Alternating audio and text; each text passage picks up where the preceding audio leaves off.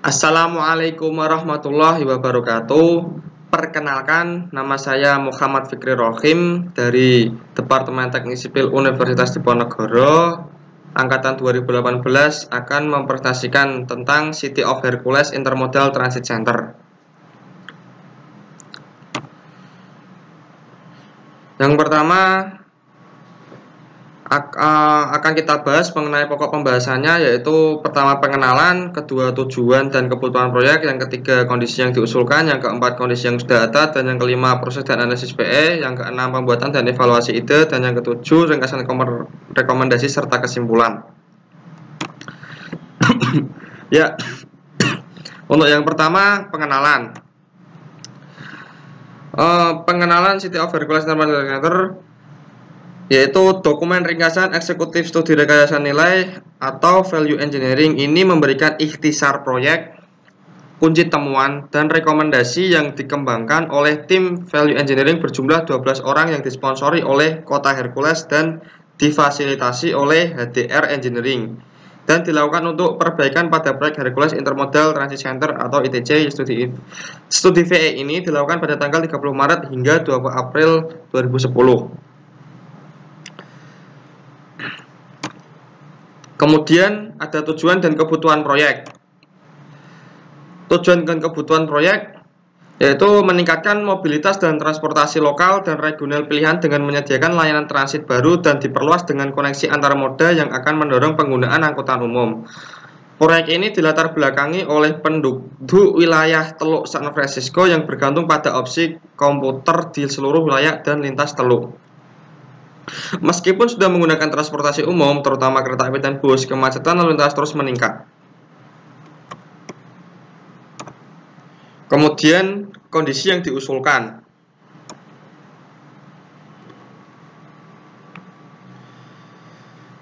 Fase 1 dibagi menjadi 6 kontrak yang berbeda, yaitu yang pertama Transit Loop. Ini termasuk Drive Transit Loop baru, jembatan di atas sungai, review gate, dan taman Craigseat. Dan yang kedua kereta api, pemisahan kelas dan penataan kembali sebagian dari trek UPRR yang ada. Ini termasuk pembangunan platform rel, dinding penahan, dan jembatan yang melintasi review crack dan relokasi utilitas. Yang ketiga bangunan stasiun 1, 2, dan 3. Yang keempat by trail ini termasuk jejak distrik-distrik isi by park di sepanjang garis pantai dari jejak Pinole ke Victoria by the Bay, John Muir Parkway, Boyfriend Boulevard di atas review crack and parking permukaan. Setelah yang terakhir, yang keenam, ada restorasi sungai Refugio dari San Pablo Bay ke segmen yang dipulihkan yang ada.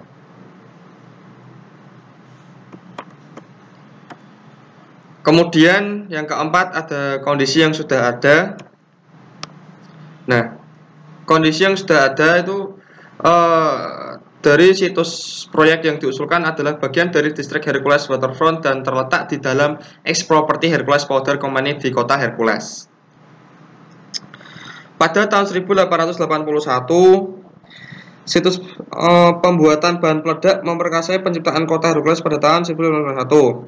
Kemudian perusahaan menyediakan rumah dan asrama untuk pekerjaan dan didirikan pada tahun 1900. Fasilitas ini digunakan untuk pembuatan bubuk hitam, dinamit, dan TNT, dan menyediakan produk-produk ini selama Perang Dunia II. Itu adalah pabrik semacam itu terbesar di negara itu. Tetapi setelah perang, permintaan akan amunisi anjlok dan produk-produk baru perlu dikembangkan. Pada tahun 1964, sebuah fasilitas besar telah dibangun untuk produksi pupuk dan lainnya untuk bahan kimia. Nama perusahaan diubah menjadi Hercules Incorporated dan berhenti memproduksi bahan peledak. Dan kelebihan zona penyangga keselamatan dijual karena tidak lagi dibutuhkan. Operasi pupuk ditutup pada tahun 1977 dan banyak fasilitas pabrik tandas. Tanah itu dibeli pada tahun 1979 oleh Hercules Properties Ltd. Dan menjalani situs prosedur remediasi selama 1980-an. Sejak itu, perumahan dan lingkungan pengembangan mixed use komersial telah terjadi tempat yang sekarang dikenal sebagai Historic District pusat kota, selatan dan timur dari situs ITC Hercules yang diusulkan.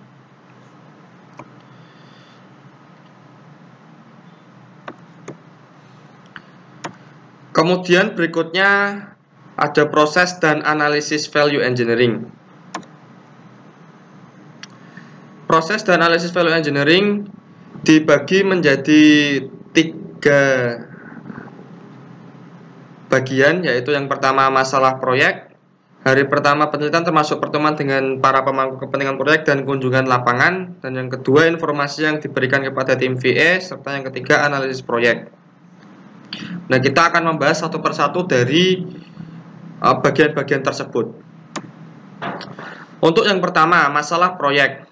Masalah proyek ini ada beberapa, yaitu yang pertama rencana untuk plaza atau cafe building di blok 1 lokasi akses stasiun sedang dibahas. Untuk tahap selanjutnya yaitu tahap kedua. Kemudian ada masalah banyak biaya tambahan, sinyal kereta api dapat bertentangan dengan supply, perlunya membangun John Muir Parkway untuk menggunakan rute angkut, relokasi jalur gas tampaknya merupakan blok jalan besar. Setelah stasiun lift limbah juga harus dipindahkan sejak dini. Apakah kita perlu menggunakan dinding paku tanah? Nah, itu yang akan dibahas selanjutnya. Kemudian ada tahap informasi yang diberikan kepada tim value engineering.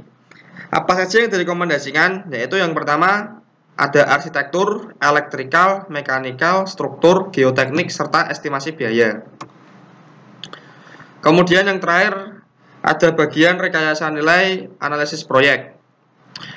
Itu juga dibagi menjadi 3 subbab, yaitu cost model, analisis fungsional, serta diagram fast. Nah, untuk cost model ini yaitu menyiapkan model biaya dari estimasi biaya dasar. Model disusun untuk mengidentifikasi elemen konstruksi utama atau perdagangan kategori, perkiraan biaya perancang, dan persen dari total biaya proyek untuk item biaya signifikan. Kemudian analisis fungsional. Untuk analisis fungsional ini menghasilkan pandangan unik dari proyek studi. Ini mengubah elemen proyek ke dalam fungsi-fungsi yang memindahkan tim value engineering secara mental menjauh dari desain asli dan membawanya menuju konsep fungsional proyek. Fungsi didefinisikan dalam penceritaan kata benda untuk mengurangi kebutuhan proyek ke tingkat yang paling mendasar. Mengidentifikasi fungsi dari elemen desain utama dari proyek memungkinkan pertimbangan yang lebih luas dari cara alternatif untuk menyelesaikan fungsinya. Kemudian terakhir ada diagram fast. Diagram fast untuk mengatur fungsi-fungsi dalam urutan logis sehingga ketika membaca dari kiri ke kanan, fungsi menjawab pertanyaan bagaimana. Jika diagram dibaca dari kanan ke kiri, fungsinya jawab pertanyaan kenapa. Fungsi yang terhubung dengan garis vertikal adalah fungsi yang terjadi pada saat yang sama atau disebabkan oleh fungsi di bagian atas kolom. Diagram fast untuk proyek ini menunjukkan move people sebagai fungsi dasar dari proyek ini. Fungsi sekunder utama termasuk kereta atas transit, akses menyediakan konektivitas, bimbing orang, dan beri tempat berteduh. Ini memberikan tim value engineer pemahaman tentang alasan desain proyek dan fungsi mana yang menawarkan peluang terbaik untuk biaya atau kinerja perbaikan. Nah, berikut ini ada contoh tabel cost model. Bisa dilihat teman-teman untuk item-itemnya dan juga berapa kumulatifnya serta biayanya. Dan ada juga total dari keseluruhan biaya yang dapat kita peroleh dari cost model. Nah, kemudian yang keenam, pembuatan serta evaluasi ide. Pembuatan dan evaluasi ide, tim value engineering dipimpin oleh Ken Smith, PE spesialis value bersertifikat dan terdiri dari insinyur profesional yang berkualitas tinggi dan arsitek, seorang dari tim desain ITC kecuali proyek arsitek, mengevaluasi komponen proyek integral dan terkait dengan pembangunan stasiun. Lebih dari 75 gagasan rekayasa nilai dihasilkan oleh tim value engineering dan dievaluasi dengan cermat berdasarkan atribut spesifik proyek dan fungsi pendukungnya. Daftar ide itu dikelompokkan berdasarkan fungsi atau elemen proyek utama. Tim membandingkan setiap ide dengan konsep dasar untuk setiap atribut kinerja untuk menentukan apakah itu lebih baik daripada atau lebih buruk dari konsep aslinya. Tim mencapai konsensus pada peringkat ini. Gagasan berperingkat tinggi dikembangkan lebih lanjut. Yang peringkat terendah dijatuhkan dari lebih jauh pertimbangan dari ide-ide ini. 11 ditemukan paling signifikan baik dan tindakan penghematan biaya maupun dampak operasional. Rekomendasi value engineering mencakup ide-ide secara rinci. Kemudian ada ringkasan rekomendasi dari studi kasus yang saya Cermati ya teman-teman ya. Untuk yang pertama, rekomendasi penyesuaian rel kereta api value engineering 1. Desain railroad arrangement konsisten dengan tujuan proyek ITC, yaitu untuk meluruskan kembali dua jalur arus utama yang mengakomodasi stasiun dan platform Center Island, tapi harus mencakup jalur utama ketiga untuk mengimbangi dan mengurangi dampak operasional terkait dengan pemberhentian stasiun dan pengecualian jalur supply sementara. Tim Value Engineering mengevaluasi desain jalur kereta api dasar yang meliputi pembangunan jalur ganda sementara yang menyatu dengan persyaratan awal UPRR. Dilampirkan dan diuraikan dalam perjanjian desain awal UPRR City. Tim Value Engineering mengembangkan opsi realismen kereta api dengan menghilangkan sementara softlash jalur ganda. Alih-alih menyertakan jalur yang lewat, yaitu jalur utama ketiga untuk memenuhi keduanya persyaratan operasional pengangkutan dan penumpang dengan menyederhanakan koneksi ITC Hercules. Dengan membangun jalur utama ketiga, terdapat beberapa manfaat dari penghematan biaya yang signifikan yang tidak mungkin dilakukan. Kelebihan ini meliputi yang pertama, eliminasi trek ganda softline dengan cara membangun satu trek ketiga di perataan akhir. Yang kedua, desain dinding penahan yang lebih efektif melalui area stasiun yang nantinya akan dibahas pada value engineering nomor 2. Desain platform pusat yang lebih efektif biaya yang nantinya akan dibahas pada value engineering nomor 4. Pengurangan basement yang nantinya juga akan dibahas pada value engineering nomor 10. Pengurangan konstruksi sementara di persimpangan kelas, penghapusan penguatan gorong-gorong, dan perpanjangan jembatan kereta api sementara. Dan terakhir teman-teman, penyederhanaan pembatasan konstruksi yang mempersingkat keseluruhan konstruksi durasi. Nah, untuk yang dalam tabel ini teman-teman, ini ada ringkasan biaya serta biaya. Untuk desain rekomendasi mencapai 5,78 miliar dolar serta penghematan bersih itu mencapai $0,5 miliar.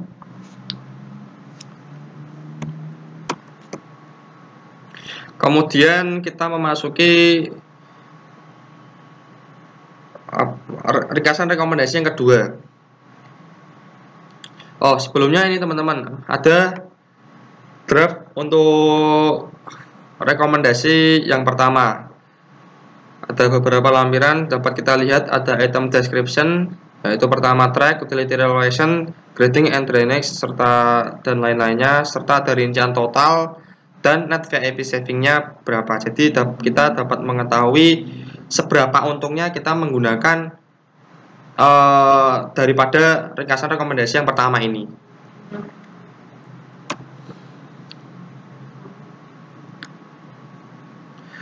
Nah, kemudian yang kedua, isi dinding penahan rekomendasi.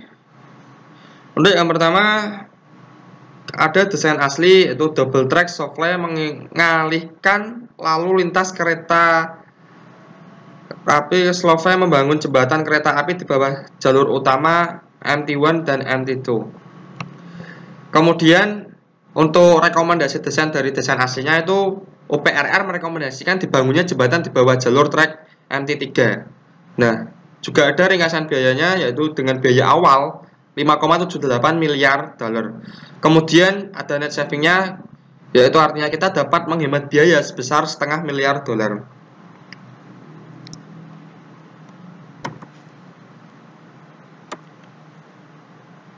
Nah, kemudian ada beberapa lampiran dari ide rekomendasi yang kedua tadi, yaitu isi dinding penahan rekomendasi tadi. Ini merupakan gambaran yang nantinya akan dibangun.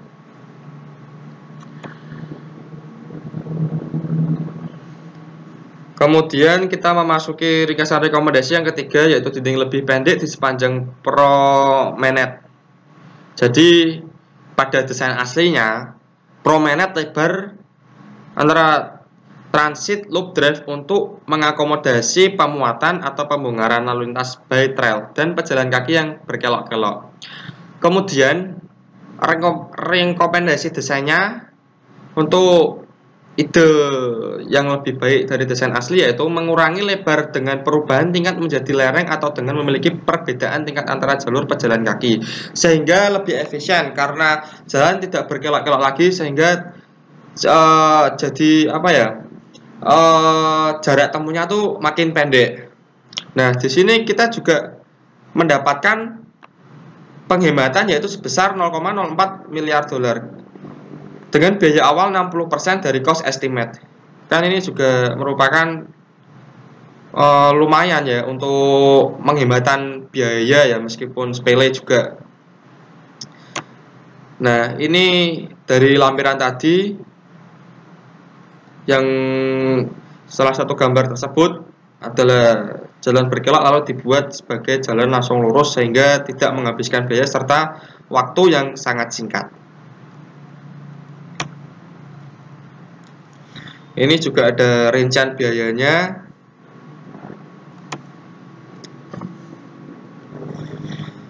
Kemudian ringkasan rekomendasi yang keempat yaitu platform pusat struktur alternatif. Pada desain aslinya, platform terdiri dari lempengan beton setebal 10 inch luas 35 inch yang didukung pada beton 2 hingga 6 inch lebar 1 inch sampai 8 inch. Balok kelas dalam yang berjarak 20 inch dan bervariasi tergantung pada fondasi bangunan pembangkaian. Setiap balok grade didukung oleh 2 tiang HP 14 x 117. Kemudian rekomendasi desain untuk desain asli yaitu menggunakan beton cor pracetak atau beton pracetak 10 inch pasca tekad dengan topping pada 2 balok kelas untuk mengontrol penyelesaian diferensial dan keretakan. Kemudian ada ringkasan biayanya yaitu dengan biaya awal 1,37 miliar dolar, kemudian biaya rekomendasinya 0,87 miliar dolar. Nah, dari sini kita sudah menghemat sebesar 0,6 miliar dolar. Sudah lumayan besar juga kalau yang ini ya. Kemudian ada lampiran dari rekomendasi tadi yaitu reduksi basement. Ini juga mungkin ada gambar yang bangunan yang nantinya akan dikerjakan. Kemudian memasuki ringkasan rekomendasi yang kelima, yaitu merevisi pagar pembatas stasiun untuk pejalan kaki. Dengan desain aslinya yaitu guardrail tinggi 42 inch banding setengah inch, panel kaca temper dalam 1,5 inch kali setengah inch kolom tiang atau bingkai batang baja dengan cat tematik dengan pegangan tabung stainless steel. Kemudian ada 2 ide dari desain asli tersebut, yaitu ide yang pertama yaitu opsi A, ganti pagar pembatas kaca dengan pagar pembatas kabel baja. Jadi kan di sini sudah kelihatan ya teman-teman ya, kalau kaca itu kan sebetulnya juga agak lebih mahal ketimbang baja ya. Kalau dari segi keamanan pun baja juga lebih aman ketimbang kaca. Tapi juga melihat itu juga apa namanya, kondisi di lapangan juga. Tapi kalau untuk proyek ini menurutku lebih cocok sih kalau menggunakan kabel baja ini. Kemudian ada opsi yang kedua yaitu opsi B, perlebar tanjakan untuk menghilangkan celah antara tanjakan tepi dan struktur. Hilangkan kaca atau pagar pembatas stainless steel 42 inch tinggi dengan biaya $498.560. Kemudian ada ringkasan biaya.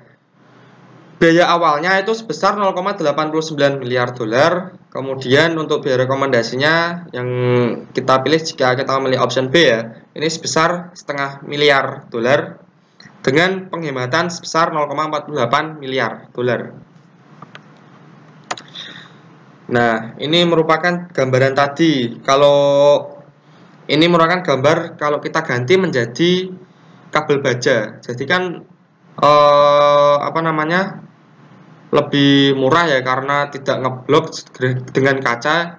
Ya meskipun secara estetik lebih bagus menggunakan kaca, namun untuk segi penghematan lebih menghemat menggunakan kabel baja seperti ini. Nah, dan juga kan kalau pakai baja kayak gini, nah menurutku itu apa ya, lebih leluasa atau pandangannya lebih luas karena tidak tertutup terhalang oleh kaca. Ini untuk yang option A. Untuk yang option B ini kan tadi menggunakan apa namanya, memperlebar tanjakan untuk menghilangkan celah antara tanjakan tepi dan struktur. Nah, ini kita apa namanya, menggunakan stainless steel ya ini ya. Jadi agak ditinggikan pembatasnya dan menghilangkan kacanya. Jadi seperti di zigzag gitu teman-teman.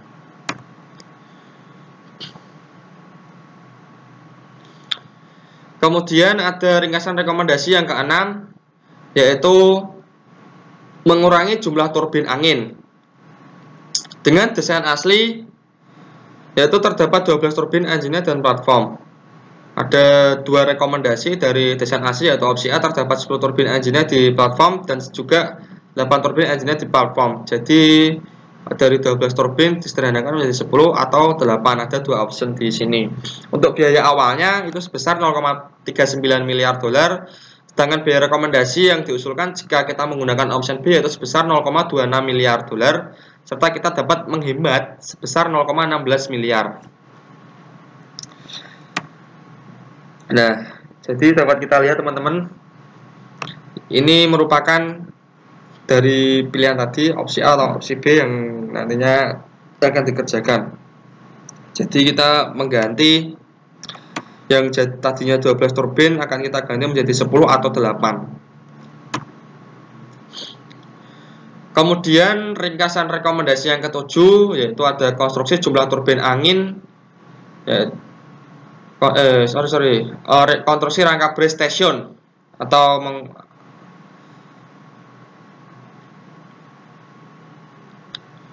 yaitu yang pertama ada desain asli, gunakan oman resisting frame system untuk menahan muatan lateral. Kemudian rekomendasi desainnya menggunakan rangka yang kokoh sebagai pengganti kerangka yang menahan momen untuk menahan beban lateral jika memungkinkan. Menggunakan frame yang diperkuat akan memungkinkan pembingkaian untuk dirangkai menjadi modul-modul yang dapat dipasang pada tempatnya dalam satu bagian untuk mempercepat konstruksi. Kemudian untuk ringkasan biayanya yaitu biaya awal sebesar 1,84 miliar dolar, sedangkan biaya rekomendasinya sebesar 1,55 miliar dolar, dan kita dapat menghemat sebesar 0,36 miliar dolar.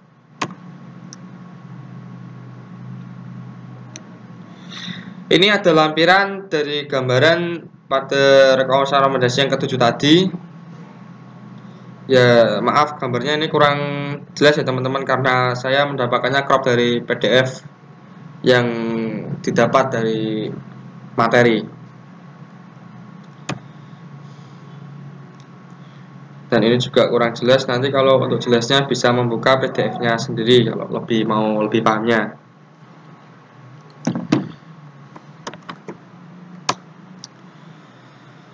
Kemudian memasuki ringkasan rekomendasi yang ke-8 yaitu penahan jalur pagar pembatas.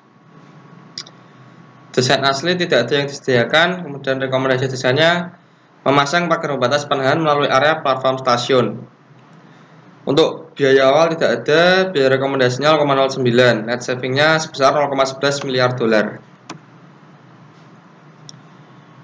Ini ada contoh gambarnya, yaitu tadi ya teman-teman ya, untuk pasang pagar pembatas melalui platform stasiun, yaitu jadi kita memasang pagar pembatas di sepanjang stasiun tersebut.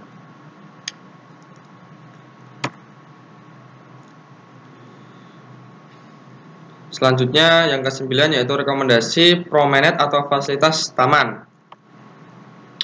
Untuk desain aslinya yaitu paving promenade terdiri dari unit pavers atau beton yang ditingkatkan, dinding kursi promenade, dan dinding planter dapat dirancang ulang untuk mengurangi biaya.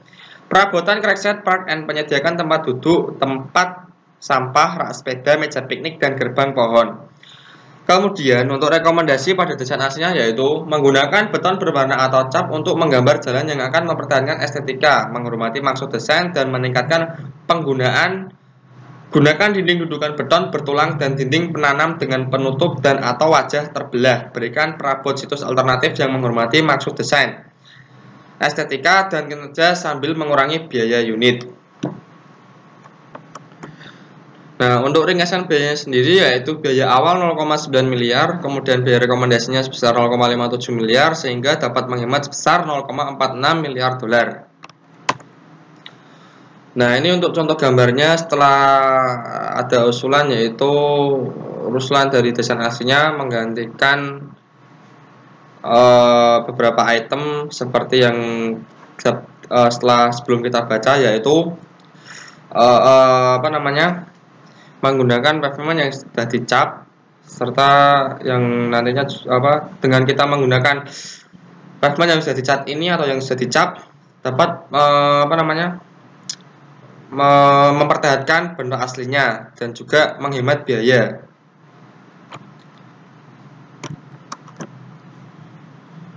Dan juga ini agak estetika ya teman, tidak menghilangkan estetika dari aslinya, melainkan menurut saya lebih mengindahkan dan juga lebih optimal dari segi penghematan juga ini. Dan ini tadi juga ada rekomendasi untuk nambahin kursi dan lain-lain. Kemudian kita memasuki ide yang ke-10, yaitu reduksi basement. Desain aslinya dinding penahan pada bangunan stasiun 1 tidak dapat dibangun sebelum konstruksi bangunan stasiun.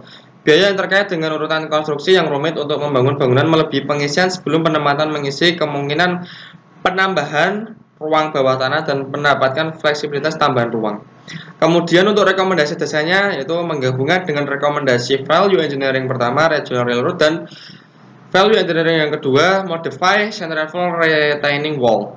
Memungkinkan penyederhanaan konstruksi bangunan melalui konstruksi dinding dan pengisian ulang untuk dinding sebelum konstruksi bangunan. Kemudian untuk ringkasan biayanya yaitu biaya awal sebesar 0,8 miliar dolar, kemudian biaya rekomendasinya sebesar 0,46 miliar dolar, kemudian kita dapat menghemat sebesar 0,41 miliar dolar.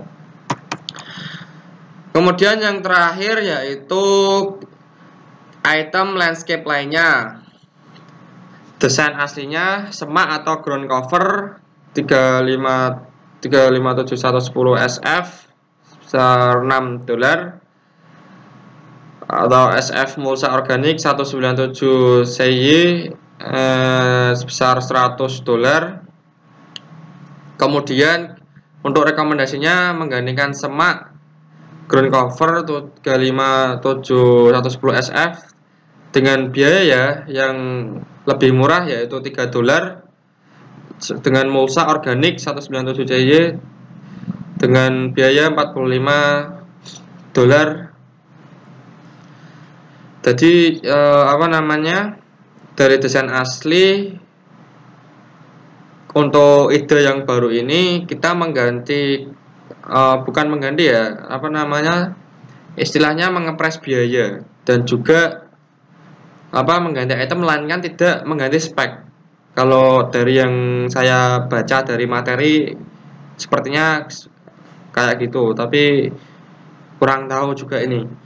Kemudian ringkasan biayanya ada biaya awal sebesar 0,23 miliar dolar, biaya rekomendasi sebesar 0,12 miliar dolar, kemudian untuk penghematannya yaitu 0,13 miliar dolar. Nah, ini ada contoh dari semak tadi untuk asli dan rekomendasinya seperti apa.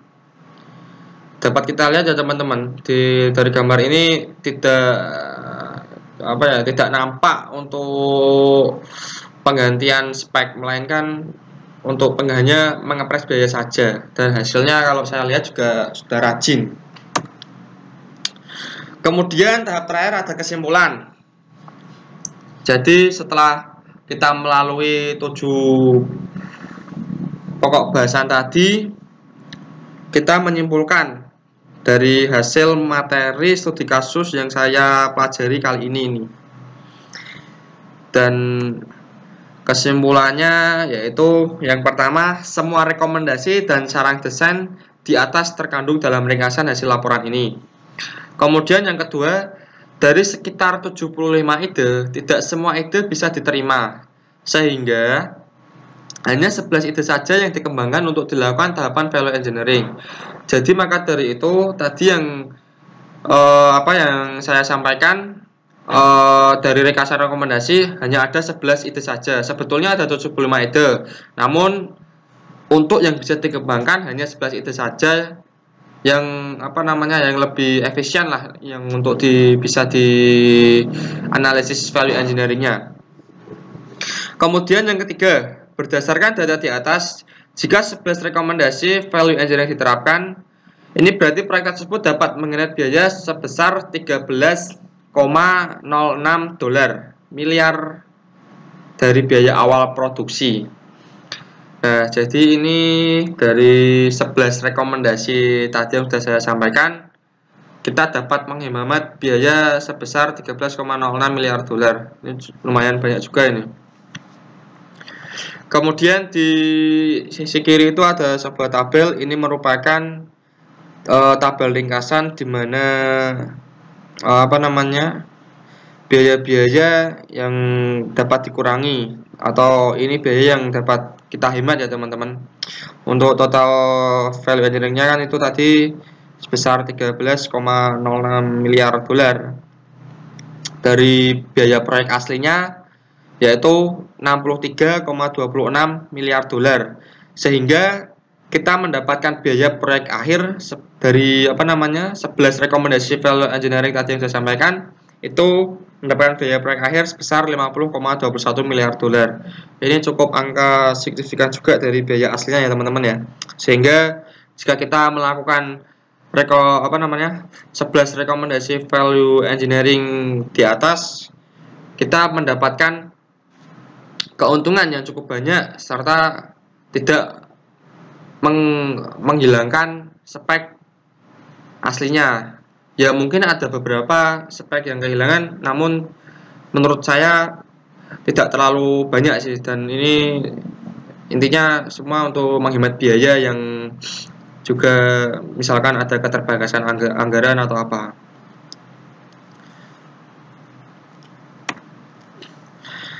Terima kasih teman-teman. Hanya ini presentasi yang dapat saya sampaikan. Kurang lebihnya mohon maaf apabila ada salah kata atau kurang ketepatan dari pokok pembahasan apa yang saya sampaikan, dari materi studi kasus yang saya dapatkan ini. Mohon masukannya dari teman-teman sehingga kedepannya wawasan saya menjadi bertambah, dan juga untuk koreksi dari diri saya sendiri. Jika ada pertanyaan dan lain-lain, nanti bisa menghubungi saya pribadi. Kurang lebihnya mohon maaf. Wassalamualaikum warahmatullahi wabarakatuh. Bye.